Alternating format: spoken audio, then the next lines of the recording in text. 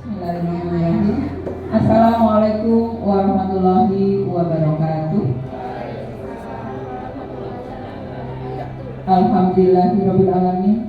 Puji syukur kehadirat Ilahi Robbi atas rahmat dan hidayahnya pada pagi hari ini bertepatan hari Selasa tanggal 24 Januari tahun 2022 kita bisa menghadiri acara sosialisasi budaya positif di lingkungan kelas atau sekolah dalam rangka pengimbasan budaya positif dari guru penggerak kepada seluruh Dewan Guru dan Staf SDN Padurenan 4. Yang kami hormati Ibu Eis Jumiati SPD selaku Kepala Sekolah SDN Padurenan 4. Yang kami hormati Bapak Anjar Fadriana Saleh SPD selaku guru penggerak yang saat ini sedang mengikuti pendidikan program guru penggerak.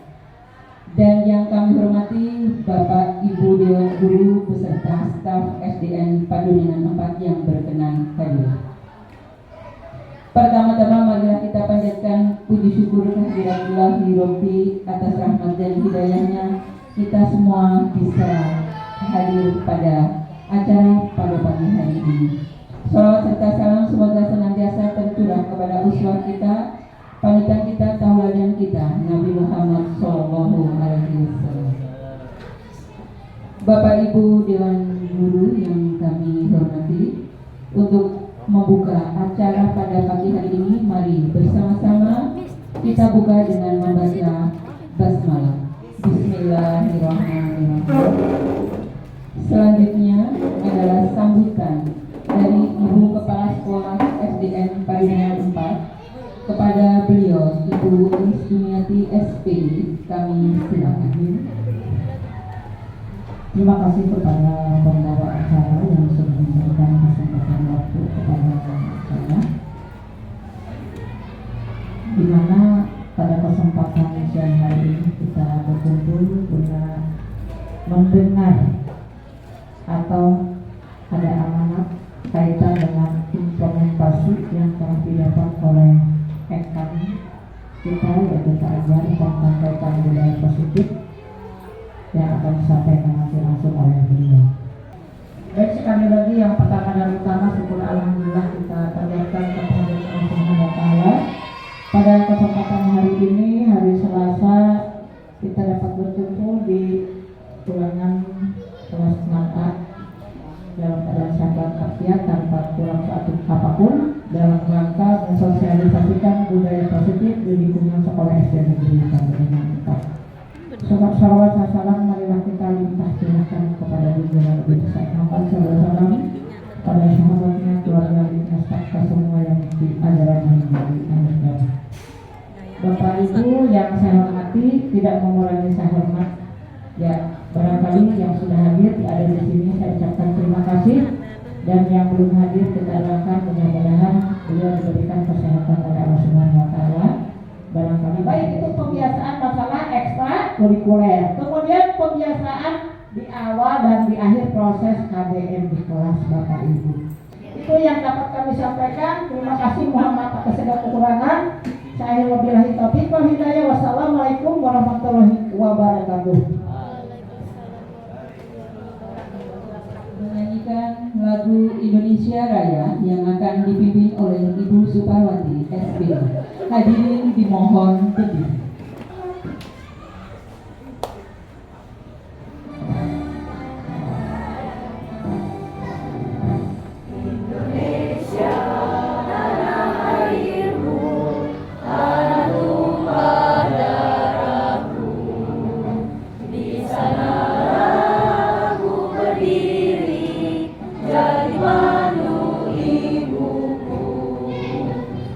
Indonesia, bangsa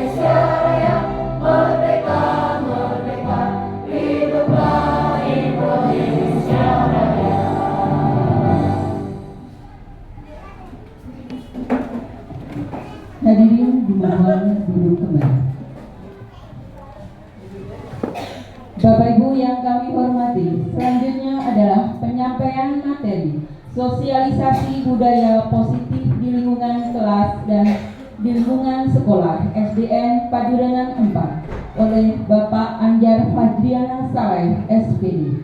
Kepada beliau disilakan.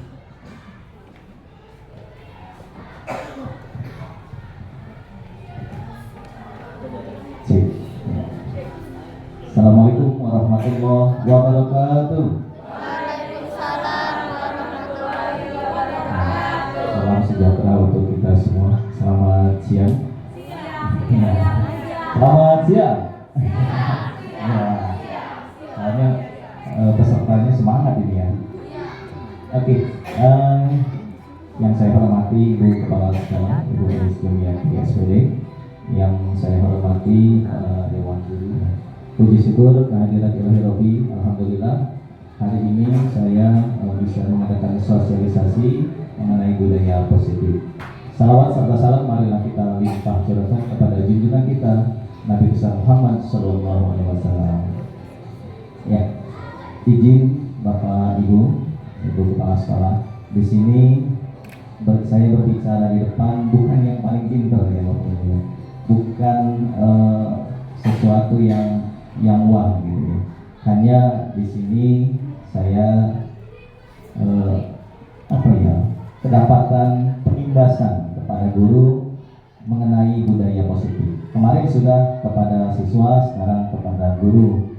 Ya, barangkali di sini ada materi, ada ilmu pengetahuan, ada pengetahuan baru yang sekiranya bermanfaat buat Bapak Ibu guru, silahkan diambil. Kalau yang tidak manfaat jangan diambil. Begitu ya Pak Ustadz. Ya, di sini budaya positif.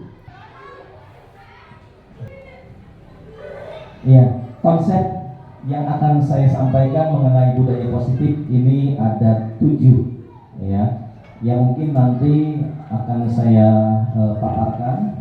Yang pertama adalah perubahan paradigma belajar, yang kedua adalah disiplin positif, yang ketiga adalah motivasi perilaku manusia, yang keempat kebutuhan dasar, yang kelima posisi kontrol restitusi, yang keenam adalah keyakinan kelas, dan terakhir ketujuh segitiga restitusi. Luar senang, alhamdulillah luar senang datang. Nah, sebelum kita mulai, ya saya ingin ngecek nih semangatnya ya. Kalau saya bilang SDN Paduranan 4 luar biasa hebat, gitu ya. Bisa ya Bapak Ibu ya. SDN Paduranan 4 luar biasa hebat. Sekali lagi SDN Paduranan 4 luar biasa hebat. Oke, kasih tepuk tangan dulu buat kita semua. Nah, di sini ada budaya positif yang sebetulnya filosofinya sudah dipaparkan sama pendahulu kita, yaitu KHD atau Ki Hajar Dewantara. Ya. Dengan menjalankan budaya positif di sekolah akan mempermudah dalam mencapai tujuan pendidikan nasional. Ya. Sesuai dengan filosofi KHD, yaitu pendidikan harus berpihak kepada murid. Nah, berpihak kepada murid ini luar biasa hebat ya Bapak Ibu ya.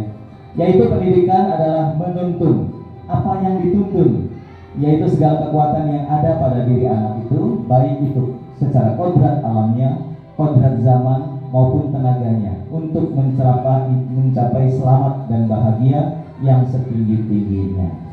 Ya, terkadang kita sebagai guru melupakan kodrat alam. Ya. Kemudian kita sebagai pendidik harus mampu menuntun peserta didik, yaitu dengan menebalkan lakunya. Lakunya itu bawaan dari lahir, kodrat alam itu. Jadi kadang karakter anak itu beda-beda ya Bapak Ibu ya. Enggak semua sama, apalagi satu kelas ada 40 siswa, itu semua pasti berbeda. Menebalkan lakunya itu sesuai dengan kodrat alam dan kodrat zaman. Nah, kodrat alam itu karakteristik bawaan lahir, kodrat zaman itu perkembangan zaman. Kalau sekarang era digital, maka generasinya adalah generasi digital. Ya, kita harus mengikuti. Kayak waktu itu ya ada Bu Ade katanya, bisa nggak sih kita pembelajaran kayak TikTok kan? Ya sebetulnya itu bisa ya, itu kodrat zamannya kita ngikuti. Asal esensinya atau etika, kode etiknya tetap dijaga. Bagaimana caranya? Di antaranya dengan benar-benar memaknai maksud dan tujuan dari pemikiran KHD, yaitu salah satunya mengenai trilogi pendidikan Ingarso Sumpelodo, Igmadio Mangunkarso, dan Tuturi Handayani. Nah, yang tadi Ibu Kepala Sekolah paparkan ada menjadi tauladan. Nah, ini terkadang memang PR juga ya buat kita. Ya, kita sebagai guru harus memberikan tauladan yang baik, karena kita pasti dicontoh oleh anak didik kita. Lanjut. Kita hanya sebagai fasilitator yang hanya memberikan tuntunan dari segala kekuatan yang mereka miliki, tidak memaksa mereka untuk mengikuti sesuai keinginan kita, sehingga mereka mampu berdiri sendiri sesuai dengan kekuatan yang ada pada dirinya atau kodrat alam, sehingga mereka bisa menjadi manusia yang merdeka. Nah, ini yang mungkin menjadi dasar kenapa kurikulum kita berubah menjadi kurikulum merdeka. Ya, terkadang guru itu kan selalu, ya mungkin nggak semua sih ya, ada saja guru yang memaksakan keinginannya. Kamu tuh harus begini, kamu harus begitu. Nah, ternyata itu tidak sesuai dengan kodrat alamnya. Mungkin bakatnya, ya kayak di saya itu banyak juga anggota futsal ya, Pak Erwin. Banyak juga. Mereka senang futsal nggak apa-apa, walaupun saya sebetulnya pembina pramuka. Ya saya malah senang ya. Tadi silakan latihan. Ya itu nggak apa-apa. Ya. Lanjut, budaya positif di sekolah akan terwujud dengan kolaborasi semua warga sekolah dengan adanya keyakinan sekolah yang disepakati. Ada keyakinan kelas dan ada keyakinan sekolah. Nah, di sini makanya sebetulnya saya bukan apa-apa tanpa bantuan Bapak Ibu guru. Karena terus terang, guru penggerak cuma satu.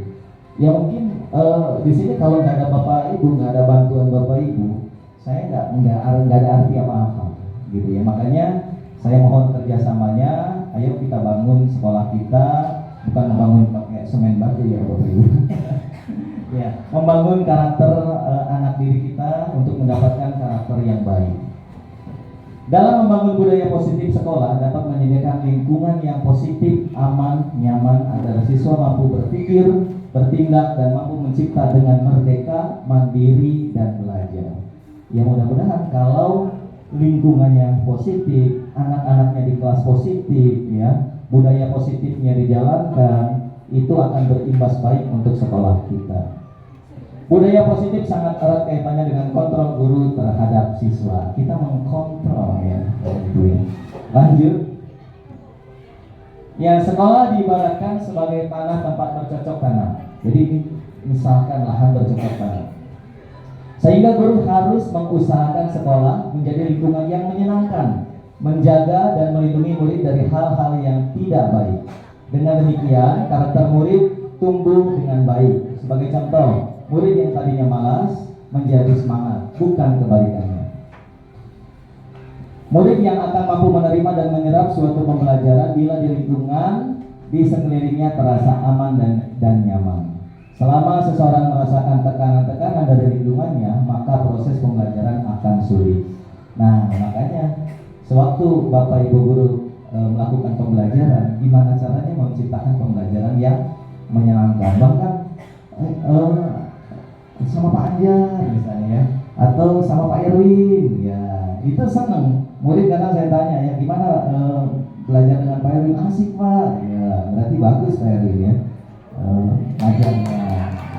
Lanjut, sudah. Oh iya, dengan demikian salah satu tanggung jawab seorang guru adalah sebagai bagaimana menciptakan suatu lingkungan yang positif yang terdiri dari warga sekolah yang saling mendukung ya, saling belajar, saling bekerja sama sehingga tercipta kebiasaan-kebiasaan yang baik. Nah, kebiasaan-kebiasaan ini jika terus-menerus akan menjadi budaya. Nah, sekarang kita akan bagaimana menciptakan kebiasaan-kebiasaan baik. Akhirnya karakter dari kebiasaan baik akan membentuk budaya yang positif. Next. Nah, misalkan contoh, coba Bapak Ibu kepalkan tangan misalnya. Ya. Satu yang mengepalkan tangan, satu yang ngajak membuka tangan. Ibu. Nah, ini enggak suruh ngebuk. Jadi kepalan tangan ini, anggap di sini ada sesuatu yang berharga. Nah, Burian pengen ngelihat kepalan tangan ini. Kira-kira Burian usaha ya. Coba lihat dong, boleh nggak? Nah, misalnya Bu Ati nggak nolak. Iya. Kira-kira kalau Bu Ati nggak mau, ini dibuka nggak? Enggak kan? Coba karena agak galak dikit. Agak galak. Ngomong gitu ya. Kira-kira mau nggak Bu Ati ngasih dia? Enggak juga. Terus bagaimana cara dia untuk mau membukanya? Gimana caranya? ya lanjut Bu. Ya, jawabannya ada di sini ya. Si A akan mau membuka genggaman tangannya apabila ia dengan kerelaan hati. Ya, si A kerelaan hati. Oke, lihat nih, kan gitu ya. Rela dari dalam hati. Itulah bagaimana kita menciptakan murid yang rela untuk mengikuti pendidikan di sekolah ini, untuk belajar sama Bapak Ibu guru. Menciptakan kerelaan itulah yang menjadi PR kita, ya. Ada motivasi yang muncul dari dalam dirinya. Jadi dia belajar di kelas itu tidak merasa terpaksa. Enggak disuruh sama orang tuanya, sekolah lu, kan gitu ya. Kalau nggak sekolah ntar diomeli. Nah, jadi bagaimana menciptakan kerelaan hati dari dalam dirinya. Lanjut. Nah, budaya positif seperti itu. Ada motivasi yang muncul dari dalam dirinya sendiri untuk mau melakukan budaya positif. Intinya kerelaan hati. Lanjut. Nah, ini kita sampai di poin kedua, disiplin positif. So, saya mau tanya dulu, apa sih makna disiplin? Ada nggak? Mungkin dari pandangan Bapak Ibu saya pengen tahu. Disiplin itu apa sih? Ada, Miss? Apa sih disiplin itu? Tepat waktu. Udah sih? Kira-kira apa udah sih disiplin itu? Menaati peraturan. Wade, kali ada punya jawaban lain? Iya. Ya, saya bukan kata sih Bapak Ibu ya, tapi ingin tahu pandangan Bapak Ibu mengenai disiplin. Oh, terus menerus dilakukan, gitu ya. Peraturan. Terus apa lagi tadi, Miss? Ada lagi nggak? Bisa. Taat, ya. Asumsinya seperti itu ya Bapak Ibu ya. Coba lanjut kita lihat. Ya, kalau kita merujuk asal katanya, disiplin berasal dari bahasa Latin diskerek ya, atau disiplina, ya, dari bahasa Latin yang artinya belajar, pengajaran atau pelatihan. Coba Bapak Ibu, sangat jauh kan dengan pandangan kita. Awalnya saya juga seperti itu. Ketika ditanya oleh mentor saya disiplin itu apa, ya aturan yang harus kita ikuti gitu ya. Nah ternyata kalau kita rujuk dari asal katanya seperti itu. Namun dalam budaya kita makna disiplin telah berubah menjadi sesuatu yang dilakukan oleh seseorang pada orang lain untuk mendapatkan kepatuhan. Itu ya yang beredar di kalangan kita. Next. Nah ini kita simpulkan. Jadi sebenarnya disiplin itu adalah kemampuan memerintah diri sendiri dalam mengontrol dan menguasai diri untuk memilih tindakan yang mengacu pada nilai-nilai yang kita hargai dengan penuh tanggung jawab tanpa terperintah orang lain. Seperti tadi contohnya, rela hati. Ya, jadi disiplin itu harus tumbuh dari dalam diri sendiri, jangan terpaksa oleh orang lain. Itu yang sebenarnya makna disiplin. Nilai-nilai yang kita hargai adalah nilai-nilai kebajikan. Ya, yang menjadi tujuan mulia dari setiap pelajar, yakni nilai-nilai yang terkandung dalam profil pelajar Pancasila. Lanjut. Nah, contoh disiplin. Waktu kemarin pandemi ya, puasana. Ayo pakai masker, kalau enggak dia Satpol PP. Ya Bu Ida kan suka kasih masker ya bareng sama Satpol. Benar nggak gitu Bu Ida? Ayo pakai masker, tas saya razia nanti. Ya, nah gitu ya. Budaya seperti itu yang kita tanamkan. Jadi memakai masker itu terpaksa, takut dirazia. Ini contoh ya Bapak Ibu. Nanti implementasinya pada pembelajaran. Nah, padahal nilai kebajikannya memakai masker itu adalah untuk menjaga kesehatan atau melindungi diri dari virus. Nah, itu nilai kebajikan itu yang harus kita tanamkan. Next. Nah, ini contoh lagi. Jangan lupa pakai helmnya, nah. Nanti dirazia Bapak polisi. Gitu ya. Kita pakai helm ke Bekasi takut dirazia kan? Padahal sebenarnya next. Ya. Pakai helm itu untuk keselamatan, untuk melindungi kepala kita dari benturan. Itu hakikat sebenarnya. Cuma terkadang kita menyampaikan hal-hal yang menyimpang. Nah, mohon nanti berarti Bapak Ibu harus mulai menumbuhkan nilai-nilai kebajikan seperti itu. Jangan hal-hal yang tidak masuk apa ya? Ya, sebetulnya mau masuk akal, cuma kurang bagus gitu ya buat diterapkan. Lanjut. Nah, nilai kebajikan atau nilai yang kita hargai seperti itu yang perlu kita tanamkan kepada murid-murid kita untuk menjadi disiplin positif. Jadi dari dalam dirinya sendiri tumbuh. Nah, ini udah sampai yang ketiga ya. Motivasi perilaku manusia. Ini ada pada diri Bapak Ibu semua. Motivasi itu terbagi tiga ya. Ya, terbagi tiga. Ada yang karena takut dengan hukuman, ada yang karena ingin mendapat pujian atau penghargaan, ada yang memang benar dari dalam diri manusia itu timbul nilai-nilai kebajikan. Nah, kalau dua ini, yang ke satu dan yang kedua adalah eksternal dari luar. Kalau yang ketiga adalah internal dari dalam. Kira-kira coba lihat Bapak Ibu, yang bagus yang mana? Ini semua motivasi. Motivasi itu kan bagus ya. Cuma yang paling bagus yang mana Bapak Ibu? Yang kenapa? Miss? Karena motivasi internal Dari dalam diri sendiri. Apapun harus dimunculkan dari dalam diri sendiri. Apa yang ya. Ya, yang kedua ya, yang kita bahas ya Pak. Kenapa yang ke satu muncul? Apa yang terjadi apabila saya tidak melakukannya? Bisa kena hukuman. Berarti saya melakukan aja, takut dihukum. Akhirnya melakukan sesuatu terpaksa karena takut sama hukuman. Itu yang pertama. Ada sesuatu kan dari luar, hukuman itu kan dari luar. Nah yang kedua, yaitu untuk mendapatkan imbalan atau penghargaan dari orang lain. Apa yang akan saya dapatkan apabila saya melakukannya? Kalau saya ngikutin, ntar saya dapat pujian nggak ya dari ibu kepala sekolah misalnya? Atau kalau saya ikutin, nanti teman-teman pada senang nggak ya sama saya? Itu yang eksternal, ya motivasi seperti itu. Nah yang ketiga, saya akan menjadi orang yang seperti apa bila saya melakukannya. Jadi kira-kira kalau saya melakukan itu, nilai kebaikan apa yang akan tumbuh di dalam diri saya? Itu yang perlu kita tekankan. Next. Nah, ya, misalkan ini contoh untuk guru. 1.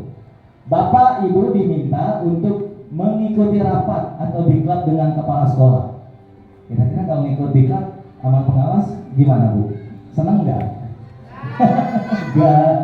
Ya, cuma kalau nggak ikut gimana nanti? Diomeli. Akhirnya mau nggak mau kita harus ngikut. Nah, puasana kalau nggak ikut diklat nanti nggak bisa naik pangkat. Nah, itu sebetulnya motivasi eksternal ya, karena takut dihukum. Iya, berarti motivasi Nah, mengikuti kegiatan pelatihan ingin mendapat pujian dari pimpinan atau rekan sejawat atau dapat uang transport gede misalnya. Ya, boleh dapat makan nggak nih boy? Ya, itu berarti motivasi eksternal. Nah yang terakhir, dengan mengikuti pelatihan, saya akan mendapatkan ilmu, pengetahuan baru dan teman-teman yang baru. Dan keinginan mengikuti pelatihan berasal dari dalam diri. Kira-kira kalau kayak gitu mau dikasih uang, ini enggak? Mau. Tapi kalau nggak dikasih uang, tetap mau, karena muncul dari dalam diri sendiri. Apapun kerelaan hati, gitu ya Bapak Ibu ya. Nah kebiasaan seperti itulah yang harus kita biasakan. Lanjut. Nah ini untuk siswa. Awas ya anak-anak, kalau tidak mengerjakan PR nanti Ibu suruh maju ke depan. Akhirnya dia mau nggak mau mengerjakan. Itu motivasi juga. Motivasi kenapa itu eksternal? Takut dihukum karena gurunya galak. Iya. Iya. Ya. Ayo yang kedua, ayo mengerjakan PR, nanti ibu kasih hadiah. Bagus nggak? Seneng nggak? Tapi coba kalau nggak ada hadiahnya, kira-kira mau nggak dia? Belum tentu juga. Nah, itulah kenapa pemberian hadiah juga itu bisa jadi hukuman. Jadi ada budaya yang tidak bagus juga. Ya, Riwan itu kan hadiah. Ntar kalau nggak ada teh manisnya, malasnya timbul lagi, gitu ya. Nah, ini yang ketiga. Dengan mengerjakan PR, saya akan mendapat ilmu baru, pengetahuan baru, dan lain-lain. Keinginan belajar mengerjakan PR berasal dari dalam diri sendiri. Berarti motivasi ya, sip. Dan paham ya Bapak Ibu ya. Ya, kita praktek. Lanjut, ada kebutuhan dasar. Jadi dalam diri manusia itu ada 5 kebutuhan dasar. Ini ada di dalam diri Bapak Ibu juga. Kebutuhan apa aja? Ya, kebutuhan bertahan hidup, survival. Yang kedua adalah kebutuhan kasih sayang dan rasa cinta. Beda. Ya, kemudian ada kebutuhan fun, senang. Kemudian yang keempat ada freedom, kebebasan. Lalu ada kekuasaan atau power. Ya. Kita harus berusaha memahami pandangan orang lain mengenai dunia ini. Ya, setiap orang memiliki gambaran yang berbeda-beda atau sudut pandang yang berbeda-beda. Kalau menurut saya ini seperti ini, tapi belum tentu menurut Bu Ati. Ya, belum tentu menurut Bu Ria. Nah, karena itulah kita harus saling memahami. Lanjut. Nah, contoh Ibu Ria, guru kelas 6 SD Permain, nggak tahu sih gimana itu ya. Sedang bingung menghadapi ulah salah satu murid di kelasnya bernama Denny. Ada Denny di sini? Beberapa anak datang mengeluhkan tentang sikap Denny. Seringkali meminta bekal makan siang dari mereka dengan paksa. Jadi dipaksa, diambil. Ya. Jika Anda menghadapi situasi seperti Ibu Ria, apa yang akan Anda lakukan? Menurut Anda kira-kira alasan apa? Ayo Bapak Ibu, kira-kira Bu Desi, kira-kira seperti apa pandangan Bu Desi? Pengen tahu. Diajak makan. Diajak makan. Kalau Bu Ati, kira-kira seperti apa pandangan? Ditanya dulu. Pak Ustadz, kira-kira kalau ada yang ngambil paksa diapain Pak Ustadz? Iya, misalnya Pak Ustadz jadi dulu langsung dimarahin nggak? Pak Erwin, kira-kira diapain Pak Erwin? Ya, ya, oke. Nah, terkadang setuju tadi saya dengan pendapat Ibu Wati. Harus kita tanya dulu, harus kita teliti dulu. Kenapa? Apa alasannya? Penyebabnya apa? Kok si Denny bisa begitu? Gitu ya. Lanjut, next. Nah, ada 5 kemungkinan. 5 ini berdasarkan kebutuhan dasar tadi Bapak Ibu ya. Kebutuhan dasar tadi apa Bapak Ibu? Bertahan hidup, terus love and belonging, kasih sayang. Kemudian yang ketiga fun, kesenangan. Lalu freedom, terus power, kekuasaan. Nah ini ya. Ya, yang pertama Denny lapar. Mungkin orang tuanya tidak membawakan bekal, jadi diambil. Berarti dia itu untuk bertahan hidup, daripada kelaparan, sakit, ya. Akhirnya mau nggak mau ya dia untuk bertahan hidup memaksa. Nah kemungkinan yang kedua itu ingin mendapat perhatian dari teman. Karena mungkin yang kurang perhatian ada ya, mungkin murid ya yang suka caper gitu ya. Nah itu kalau kita selidiki ternyata mungkin di rumahnya kurang kasih sayang, kurang perhatian. Ya. Lalu ya ada merasa Denny itu hebat. Jadi supaya dia ditakutin sama teman-temannya. Jadi harus mengikuti keinginannya. Itu power, kekuasaannya. Nah, freedom. Nah, pengen bebas. Mungkin Denny bosen ya. Misalnya sama orang tuanya dibekelin telur asin mulu atau ikan asin mulu. Ya pada getir itu bibir ya. Akhirnya mungkin teman-temannya bawa yang menu yang lezat-lezat. Ya, akhirnya diambil paksa. Bisa terjadi seperti itu. Nah yang kelima yaitu iseng. Iya. Karena ada yang kayak kelainan gitu ya. Wah, senang ngeliatin temannya kesel, senang ngejailin. Itu untuk fun. Ya. Nah, kita sedikit nih mengenal hukuman dan konsekuensi. Mungkin kemarin saya udah ngobrol-ngobrol sedikit ya sama Bu Ati sama Bu Ade mengenai konsep hukuman. Ya. Nah, mengenal sedikit. Contoh, ada kasus lagi. Iva kurang menguasai pelajaran matematika sehingga pada saat pelajaran berlangsung dia lebih banyak diam atau menggambar di buku pelajarannya. Pada saat guru matematikanya Pak Seno menanyakan pertanyaan, Iva menjadi gugup, ya, dan tidak sengaja menjatuhkan tas dari kursi, serta tiba-tiba menjadi gagal, gitu ya. Ada nggak Bapak Ibu yang pas ditanya anaknya langsung gugup? Wah, kenceng banget ditanyanya ya, jadi takut. Nah, Pak Seno pada saat itu membiarkan teman-teman Iva mentertawakan Iva yang gagap dan malu luar biasa. Dan malahan minta Iva untuk maju ke depan dan berdiri di depan kelas sambil menunjuk hidungnya karena tidak bisa menjawab pertanyaan Pak Seno. Kelas makin gaduh dan anak-anak pun tertawa melihat Iva di depan kelas memegang hidungnya sambil berdiri di depan. Ada pertanyaan. Menurut Bapak Ibu, setuju nggak dengan tindakan Pak Seno? Setuju nggak? Pak Radi setuju nggak? Menurut Anda tindakan Pak Seno terhadap Iva hukuman atau konsekuensi? Kira-kira hukuman apa konsekuensi Bapak Ibu? Ya. Apa Bapak Ibu hukuman atau konsekuensi? Campur-campur. Udah kayak nasi rames ya campur. Ya. Oh iya benar, setengah jam lagi. Ya. Apa Bapak Ibu? Buat apa? Hukuman, berisi hukuman Bu Ade? Apa? Konsekuensi apa hukuman? Suruh maju ke depan, megang hidungnya. Konsekuensi Bapak kira-kira apa? Hukuman. Ya. Tar dulu ya. Yang tadi belum. Ya. Pokoknya setiap kegiatan yang mempermalukan siswa, menyakiti hati siswa itu disebut hukuman. Kira-kira tadi malu nggak? Nyakitin hati siswa nggak di depan kelas?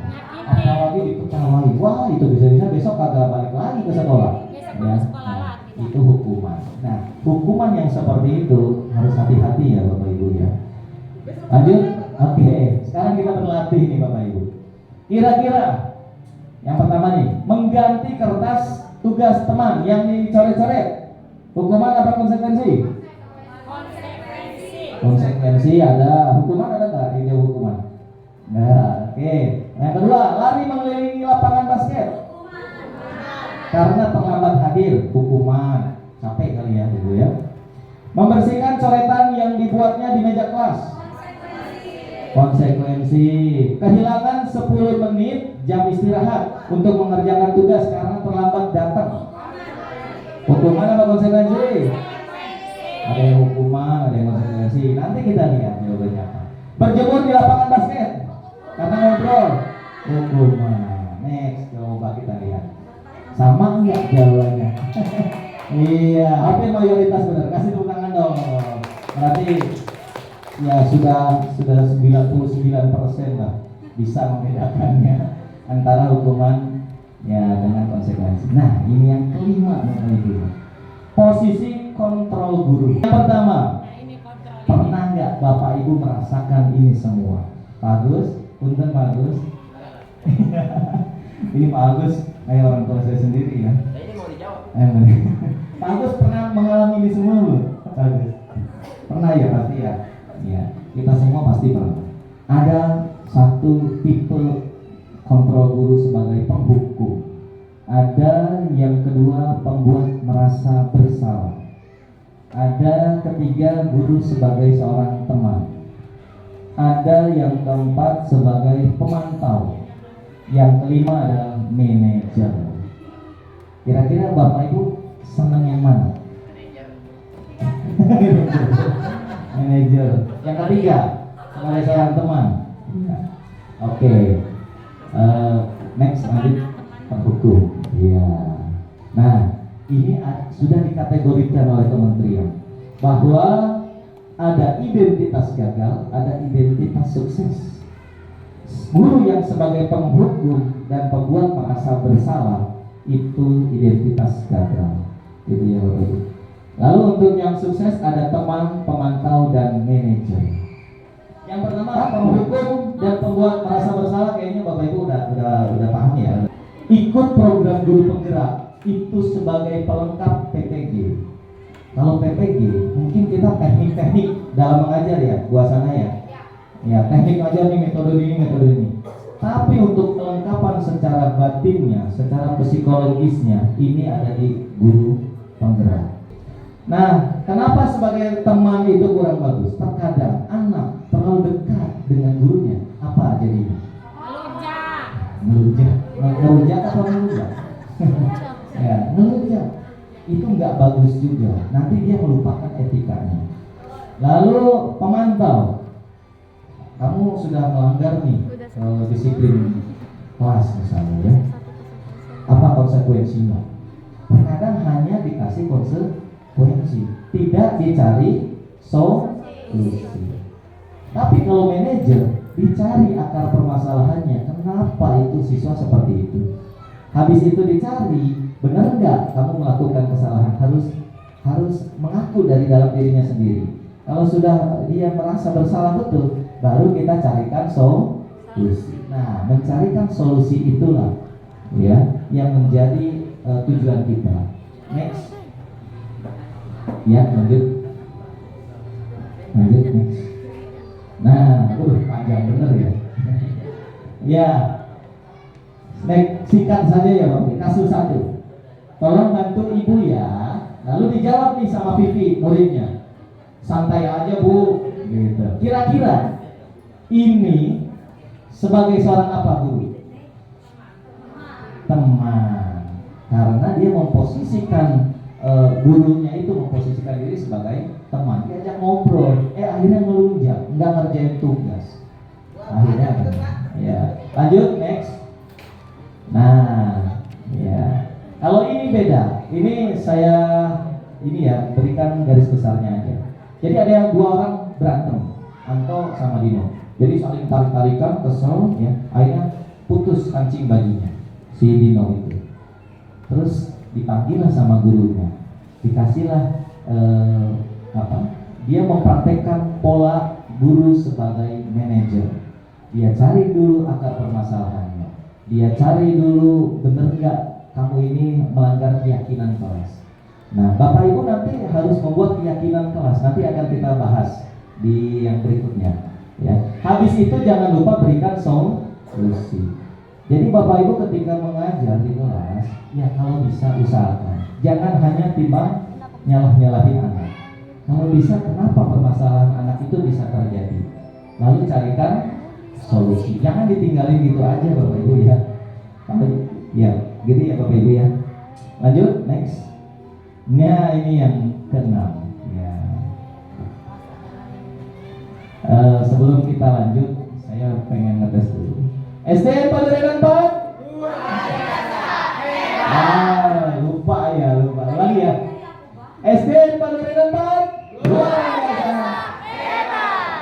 Kalau saya bilang pagi, tepuknya sekali ya Bapak Ibu. Kalau bilang siang, tepuknya 2 kali. Kalau bilang sore 3 kali. Kalau bilang malam, iya. Oke, pagi. Nepuk nyamuk ya. Pagi, siang, sore, malam. Ada yang udah ngantuk ini. Ulangi ya. Kayaknya operator kita ngantuk ini ya. Pagi, siang, sore, pagi, sore, pagi, malam. Ya, udah mulai konsen lagi ya.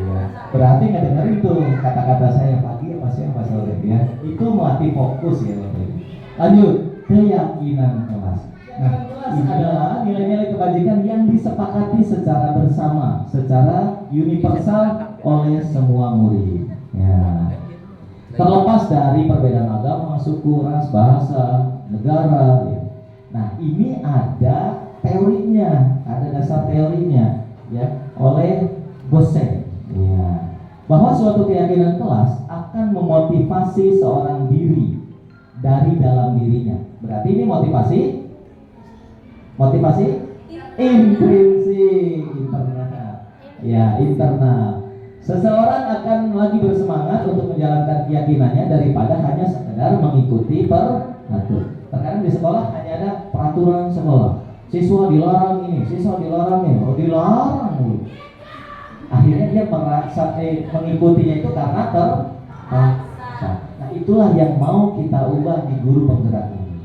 Ya, lanjut. Nah, ini peraturan. Ya, contoh. Ya, yang kuisnya nggak ada. Dulu mempertanyakan jangan berlari di kelas atau di koridor. Koridor itu yang mana ya? Nah, ini ya. Bahkan dulu buati ya sampai membuat kesepakatan kelas 6. Ini kita sepakati ketika istirahat gimana buati? Jangan lari-larian, jaga jarak. Jangan lari-lari. Gara-gara Rauf ya? Secara peraturan. Ya, soalnya kenapa Bapak Ibu? Kalau di koridor itu terkadang banyak yang lalu lalang. Keluar pintu atau ada yang lari, cedera, kena. Ya. Akhirnya Buati mengajak saya dengan Bu Siti untuk membuat peraturan. Jangan berlari di kelas atau koridor. Tapi sebetulnya ada yang lebih bagus lagi, yaitu keyakinan kelas. Karena dengan keyakinan kelas ada motivasi yang muncul dari dalam diri. Mungkin kalau peraturan, mungkin kalau dia lupa tetap aja lari. Mungkin ya, kalau dia lupa nih lari ya. Tapi kalau sudah ada di dalam dirinya sendiri, itu akan muncul, oh iya nih, ntar ini nih, bahaya ya, ntar takut kena teman. Nah, jadi ada motivasi dari dalam dirinya untuk keselamatan. Dan kalau peraturan jangan, dia nggak tahu kenapa jangan, karena dilarang ya udah nggak usah deh. Padahal maknanya lari di koridor itu berbahaya karena bisa nabrak, gitu ya. Ini contoh peraturannya. Nah, ini keyakinannya. Jadi keyakinan seperti ini yang harus kita munculkan Bapak Ibu di dalam diri si peserta didik kita, gitu ya. Lanjut Bapak Ibu. Next. Ya.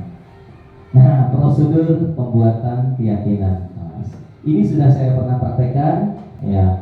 Nah, keyakinan kelas kalau dulu kita nyebutnya kesepakatan kelas. Nah, mudah-mudahan Bapak Ibu sudah melaksanakan ini. Ada Bu yang sudah melaksanakan pas tahun ajaran baru kita membuat keyakinan kelas? Ada yang sudah? Belum ya? Nah, nanti tahun ajaran baru silahkan dibuat. Mudah-mudahan dengan keyakinan kelas, budaya positif, disiplin positif itu akan tercipta dengan sendirinya. Gitu ya Bapak Ibu ya. Nah, bagaimana caranya? Satu, mempersilahkan warga sekolah, atau dalam hal ini kita skupnya kecil dulu ya di kelas. Nah, jadi siswa itu harus bercurah pendapat. Saya mau bentuk kelompok waktu itu ya. Ayo anak-anak, kamu ingin seperti apa di kelas itu? Ingin menjalankan kelas itu dengan suasana yang seperti apa? Ayo, dia nyebutin ya. Ini Pak, nanti jangan mengganggu misalnya ya. Nah, ada kata jangan, nanti dapat koreksian dari kita sebagai seorang guru. Mereka selesai mencurahkan pendapat, lalu dicatat, ditulis.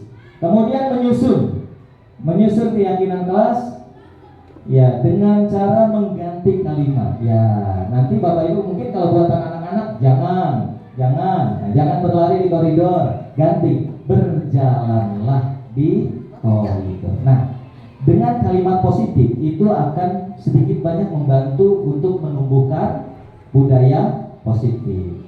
Lalu tinjau kembali pendapatnya, kira-kira masuk nggak nih ke dalam logika kita sebagai seorang guru. Kalau nggak masuk misalnya, Pak, pulangnya cepat aja, jangan jam 12.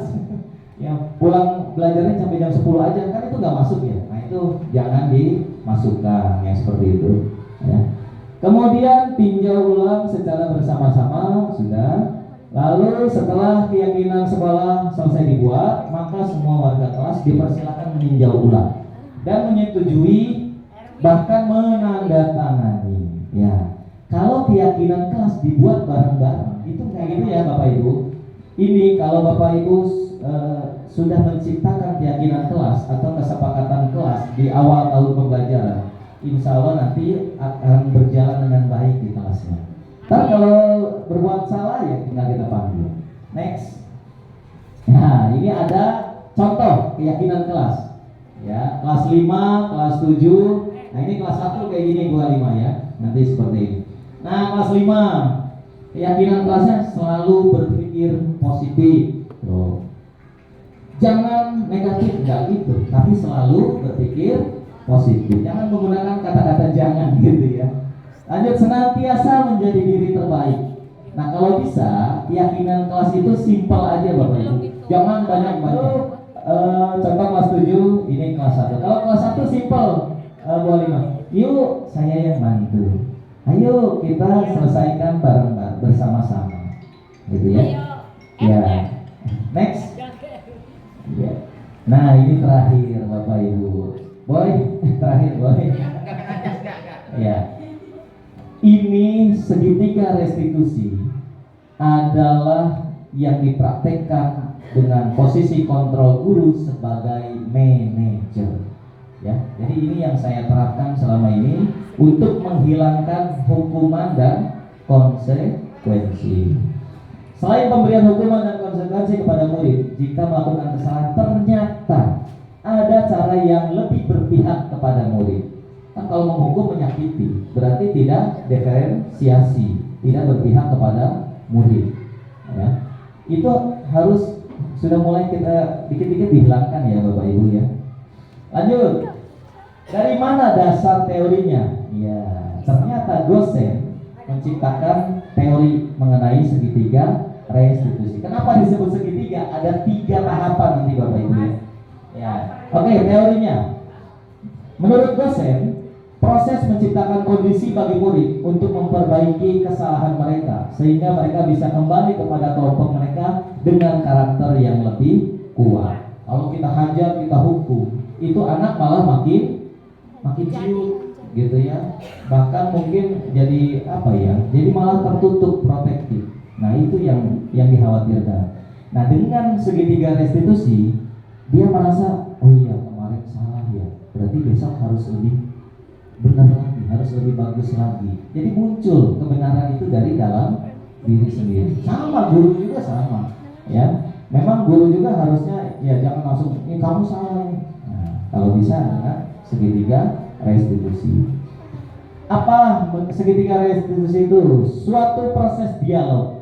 Ya, dialog, ngobrol, ya, yang dijalankan oleh guru atau orang tua agar dapat membentuk karakter yang bertanggung jawab dan mandiri. Jadi dia mengakui kesalahan dia dan mau memperbaikinya. Kalau bingung, peserta didik kita bingung mencari solusi, kita bantu. Gitu ya Bapak Ibu ya. Nah, ini tahapan segitiga restitusi. Ada segitiganya. Ya. Pertama, menstabilkan identitas. Yang kedua, validasi tindakan yang salah. Yang ketiga, menanyakan keyakinan kelas. Nah, ini akan terus berkesinambungan dengan keyakinan kelas yang kita buat Bapak Ibu ya. Next, manajer tadi ya. Ya, yang pertama, menstabilkan identitas. Ya, sabar ya nak, gitu ya. Memang semua orang pasti pernah berbuat salah. Nah, kayak gitu. Jadi si anak yang tadinya dipanggil sama kita ketakutan kalau diomelin, tiba-tiba dilembutin kayak gitu. Akhirnya jadi adem, gitu ya Bapak Ibu ya. Kita bisa kok memperbaiki masalah ini. Nah, kayak gitu ya. Jangan langsung dimaki-maki, disentak-sentak ya. Nah, kalau bisa seperti itu. Setelah distabilkan identitas, next, dia udah tenang, dia udah enak ngobrolnya sama kita. Lanjut, sisi yang kedua, validasi tindakan yang salah. Ya, validasi. Dia mengakui nggak bahwa dia itu salah, gitu ya. Nah, berdasarkan prinsip setiap perilaku berupaya untuk memenuhi kebutuhan.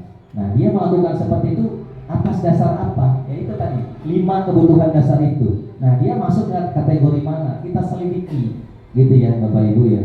Jadi jangan langsung dihantam gitu aja, kasihan. Lanjut. Nah, yang ketiga, menanyakan keyakinan kelas. Ya, kalau dia adanya posisi di kelas, kita tanyakan keyakinan apa yang kamu langgar. Misalnya tidak menghormati teman, jadi berantem. Berarti keyakinan kelas dia yang dia langgar. Akhirnya muncul, oh iya, saya waktu itu bikin keyakinan kelas supaya saya jalan dengan suka hati. Nah, terus kita ganti itu semua, kita sampaikan. Ya, next.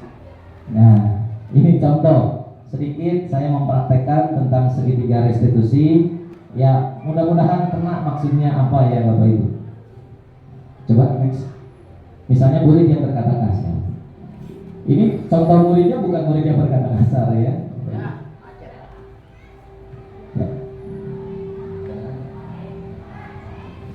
Ya, kita nonton. Ini artisnya ya Bapak Ibu.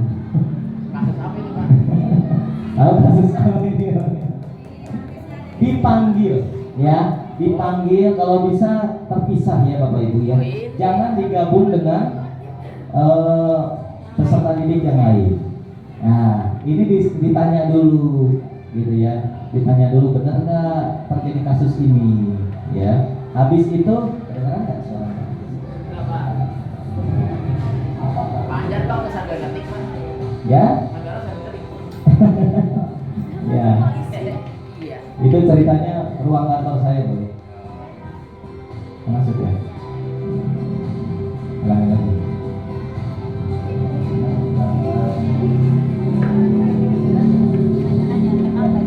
Kita sebijaksana mungkin ya Bapak Ibu ya. Kita gali dulu akar permasalahan ini. Nah, ini menstabilkan, oh gitu ya. Orang lain pasti pernah berbuat salah, maka kita harus berusaha untuk memperbaikinya. Ya intinya kayak gitu ya Bapak Ibu. Lanjut. Habis ya. Ya, jadi si anak itu tidak merasa terbebani. Bahkan kalau kita berusaha menciptakan hal-hal yang seperti itu.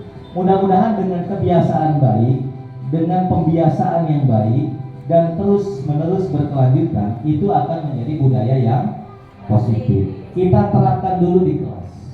Kalau di kelas sudah bagus, Bapak Ibu ngajar itu nggak capek. Apalagi kalau Bapak Ibu bisa menerapkan dengan berbagai metode. Ya, kita itu ngajar, ya hanya, ayo anak-anak silakan tampil ke depan. Wow, mereka yang aktif. Ya, kita mungkin hanya mengklarifikasi kalau ada kesalahan. Gitu ya Bapak Ibu. Atau sekiranya mungkin yang pengetahuan mereka belum sampai, baru kita bantu. Seperti itu Bapak Ibu. Jadi nggak sulit. Ya, demikianlah penyampaian mengenai budaya positif. Akhir kata, ya, wassalamualaikum warahmatullahi wabarakatuh. Waalaikumsalam warahmatullahi wabarakatuh. SDN Pagarian Pon. Luar biasa, hebat. Ya, kasih tepuk tangan buat kita semua. Ya, mudah-mudahan Bapak Ibu belum puas apa yang saya sampaikan gitu ya. Karena ya saya senang sih kalau ada yang kita berdialog, diskusi. Oke, gitu aja. Saya kembalikan ke MC. Silakan. Selamat menikmati.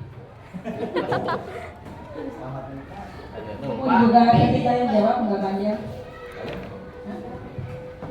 Terima kasih kepada Bapak Anjar Fadiana Saleh SPD, calon guru penggerak Kota Bekasi, yang telah memaparkan materi sosialisasi budaya positif dengan sangat jelas dan berhasil membuka mindset kita. Ya, buat saya berhasil. Moga-moga juga buat kita semua berhasil, sehingga kita pun bisa tertular ilmu dan mempraktekannya dalam keseharian, meskipun mungkin tidak bisa sekaligus, sedikit demi sedikit dengan bertahap. Seperti itu. Satu kata untuk Pak Anjar, luar biasa, hebat. Baiklah, selanjutnya kita buka sesi tanya jawab. Barangkali ada yang ingin ditanyakan. Pak Seno, silakan Pak Seno. Berapa sesi pertama? Dua penanya ya. Bu Eli, tadi udah didik jari ya Bu Eli. Kemudian satu lagi. Pak, saya mau. Saya hanya dengan metode seperti ini, ada nggak sih kemungkinan misal anak melakukan kesalahan terus besok nggak dihukum kok, cuma diajak ngobrol dan ini dan itu, dia kemungkinan melakukan kesalahan lagi seperti itu loh Bang. Bagaimana itu Bapak? Ini kan budaya. Kalau budaya ini sudah tercipta, keyakinan-keyakinan kelas yang ada di kelas kita itu sudah berjalan, insya Allah hal-hal seperti itu nggak akan terjadi. Karena apa? Dia sudah malu dengan dirinya sendiri. Kalau itu sudah berjalan. Tapi ini memang masih proses ya Bapak Ibu ya, masih proses. Sebetulnya saya juga sama kadang ada satu anak udah lempeng nih, udah bener. Ada lagi besoknya yang lain.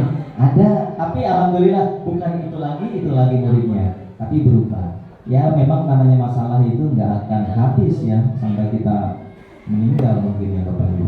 Tapi kita jangan putus asa, kita terus berusaha, kita harus terus menumbuhkan pembiasaan positif itu untuk menjadi budaya positif. Nah, seperti itu Bapak Ibu ya.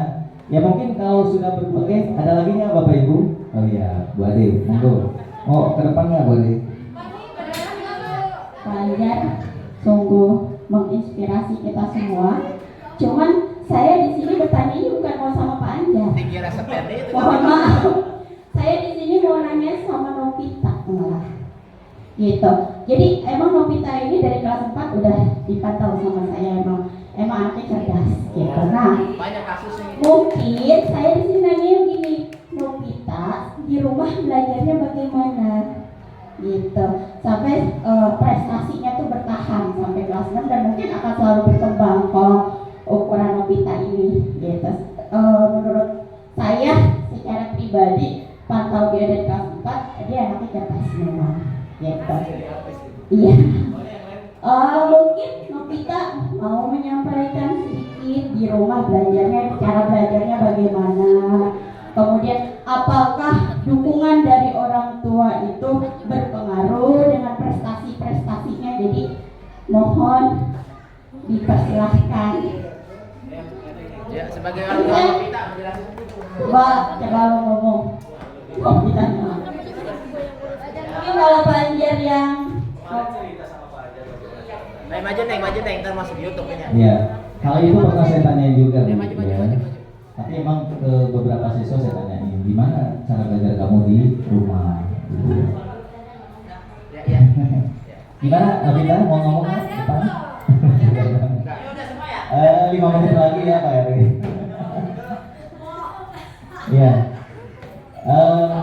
Mungkin ya kalau Novita kayaknya tidak di hadapan guru-guru malu ya. Malu. Ya, pernah bercerita sama saya. Terus memang cara belajarnya juga disiplin dari orang tuanya juga bagus gitu ya Bapak Ibu. Ditambah lagi kakaknya juga sama mendukung gitu ya. Dan ada satu lagi, bakat alami. Memang kita tidak bisa memungkiri bakat alami itu memang tak tertandingi gitu ya. Tapi dengan usaha guru mungkin anak yang kurang pun bisa menjadi luar biasa apabila memang usaha guru itu juga luar biasa. Sebab terus terang Bapak Ibu, saya pernah dulu membawa pasukan pramuka itu dengan kapasitas anak-anak yang mungkin rankingnya dari paling bawah, tapi mereka senang pramuka. Saya ajak lomba, waktu itu saya masih di Padorenan 3. Itu kalau ulangan pembagian rapor itu rankingnya nggak jauh dari terakhir. Ya anak-anak itu. Tapi ketika diajak lomba, saya latih, saya didik, mereka bisa juara umum di SMP 12 3 provinsi. Gitu ya. Itu. Karena apa? Usaha kita yang terus menerus, gitu ya. Ayo kita latih. Memang agak sulit, capeknya luar biasa. Karena apa? Ulang, mengulangi. Ya dengan sabar ya. Ya kayak gitu Bapak Ibu. Seperti itu Bu Ade. Ya mungkin dukungan dari semua pihak. Ya, cuma memang kalau dari segi belajar, ya kayaknya sih memang masih bertahan dia seperti itu. Kalau yang lain ada yang naik, ada yang turun. Nah kalau dia masih stabil. Makannya apa? Makannya apa? Ya. Ya, makannya apa? Makan nasi. Oh, nasi, launya. Oke, gitu aja. Cukup ya Bapak Ibu ya. Aduh, udah mau lewat jam 12 soalnya.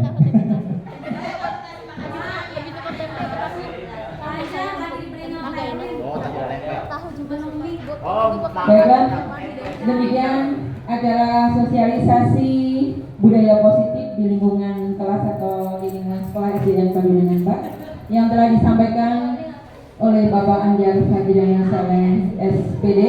Terima kasih atas pencerahannya, terima kasih atas kehadiran dan perhatian Bapak Ibu sekalian. Mohon maaf bila ada tutur kata dan tingkah laku yang kurang berkenan. Marilah bersama-sama kita tutup dengan membaca hamdalah. Alhamdulillahirobbilalamin. Wabillahi taufiq wal hidayah. Wassalamualaikum warahmatullahi wabarakatuh. Waalaikumsalam warahmatullahi wabarakatuh. Assalamualaikum warahmatullahi wabarakatuh. Saya Suparwati SPD, rekan sejawat Bapak Anjar Fadriana Saleh SPD, yang saat ini sedang mengikuti program guru penggerak. Dalam pengamatan saya, Bapak Anjar banyak melakukan perubahan-perubahan yang positif dalam proses pembelajaran sesuai dengan visi sekolah, yaitu unggul dalam karakter, prestasi, berwawasan global yang berlandaskan profil pelajar Pancasila. Bapak Anjar juga melakukan pembelajaran yang berpusat kepada peserta didik sehingga siswa dapat terlibat secara aktif dalam setiap pembelajaran. Model-model pembelajaran yang dilakukan Bapak Anjar banyak memberikan inspirasi kepada kami sebagai rekan sejawat sehingga kami pun berusaha untuk terus memperbaiki proses pembelajaran kami. Mudah-mudahan kedepannya Bapak Anjar senantiasa memberikan perubahan-perubahan yang positif untuk tercapainya visi sekolah, yaitu unggul dalam karakter, prestasi, berwawasan global yang berlandaskan profil pelajar Pancasila. Demikian, wassalamualaikum warahmatullahi wabarakatuh.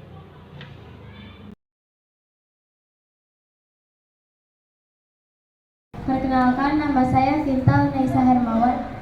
Perkenalkan, saya Pia Nur Salsabila. Perkenalkan, nama saya Tias Jaya Melinda. Perkenalkan, nama saya Raya Gustani. Perkenalkan, nama saya Najwa Farifah.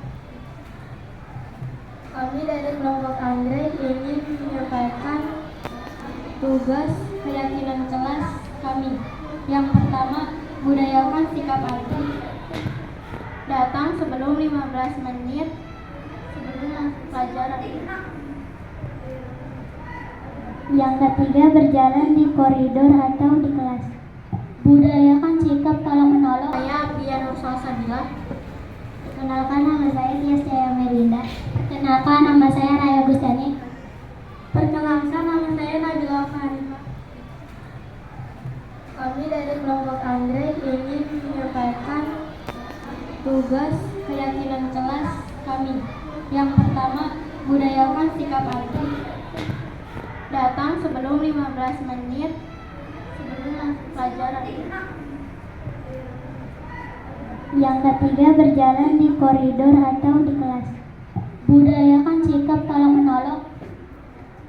Menghormati orang lain yang sedang berbicara. Sekian keyakinan kelas dari kami. Wassalamualaikum warahmatullahi wabarakatuh. Waalaikumsalam warahmatullahi wabarakatuh.